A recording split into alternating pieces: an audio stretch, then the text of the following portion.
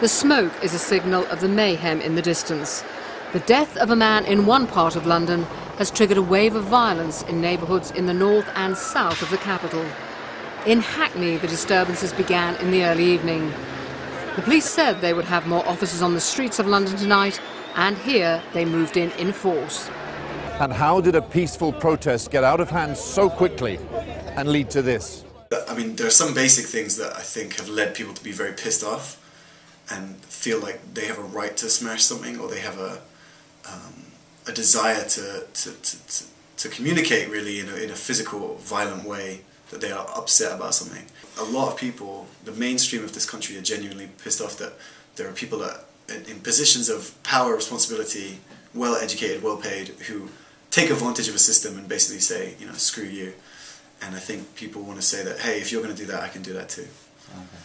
Okay. If you follow what's been happening, especially where the riots were, in a way you could see it coming, because this is where a lot of deprivation is, a lot of poverty, a lot of kids with no structure, no parenting, no education, no jobs, whatever.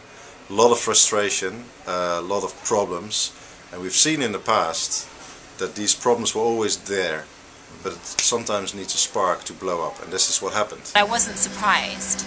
There's an increasing concentration of sort of poor people living alongside, you know, rich people with very big houses, and there's a lot to be angry about, and young people often don't know how to demonstrate that anger. And I'm a young man myself. I'm the same age as most of the people that are out rioting, but instead I've got a job, and I know it's hard times for them. But that is not the answer, you know what I mean, what they were doing. Yeah. Well, obviously, I mean, people want poor and they've got no money. I mean, that caused it. And I mean, I don't know what can prevent it, because, I mean, you don't get money too easily in this world. I mean, I blame a lot of it on the government, man. What, sir? I blame it a lot on the government. You blame it on the government? Yeah, they should be doing a lot more for the youth.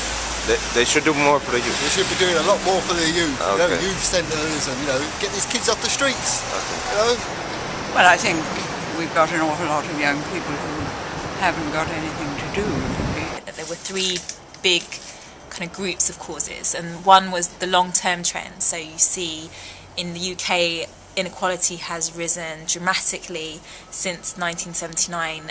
We went from being one of the most equal countries to being one of the most unequal developed countries. So you see that disparity between the rich and the poor, and youth unemployment has grown steadily for the last 20 years.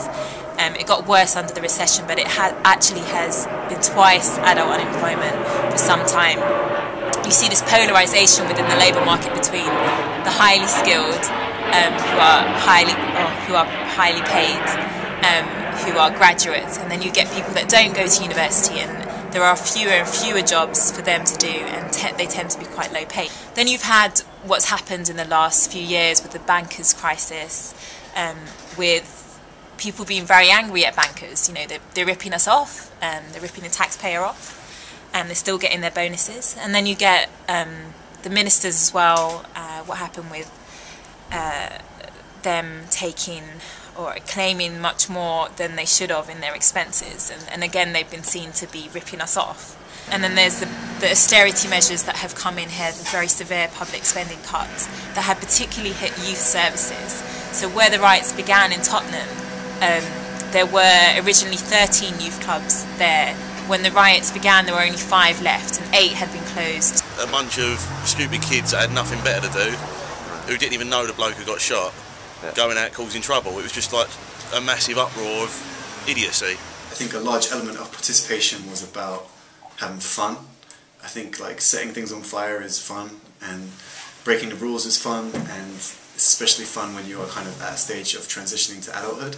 I just think like people just took advantage of something little and make it big, for no good reason. So yeah, everyone who's involved should be punished. The crowd mentality or the herd mentality means that in your particular situation it's actually rational. So even though breaking into a shop and stealing something isn't something that seems rational for the average person at the average time, in a situation where everyone's doing it and where there's very little chance of getting caught, it suddenly becomes a rational thing to do. It becomes irrational not to do it because it's something for free with no repercussions. And I think that's the main thing that happened for a few days when it seemed like people were going crazy, is a lot of group behaviour. People, you know, saw this as an opportunity perhaps to riot and display this anger, and there is a thrill in that, and so there's those kind of at the moment factors that really make a difference, and young people being influenced by other young people and the technology, etc. A lot of people took advantage of the riots, and the store was affected because the road was closed. As you can see across the road, that shop got burnt down. You can probably see it when you go outside. It got burnt down and they closed the whole road off. So my business was closed for about 10 working days, about 2 weeks. Yeah, the police are just useless. Yeah, they're because like some of them, like some of the police people were the people who like started off the riots anyway, so yeah, it's kind of their fault as well. So. Yeah, in the future we'll have much more riots because police is not working very well. I think prevention would probably be stricter police, more police. I come from Paris, so I have never seen that before, and I really don't understand, really. Or the people that there weren't no calls for it, there was just people going out on the street. Yeah. Is it? I guess. Riots. Yes. Oh my God, it's politics. I prefer not to speak. To be careful. Yes. About politics. It's dangerous to do some manifestation like that.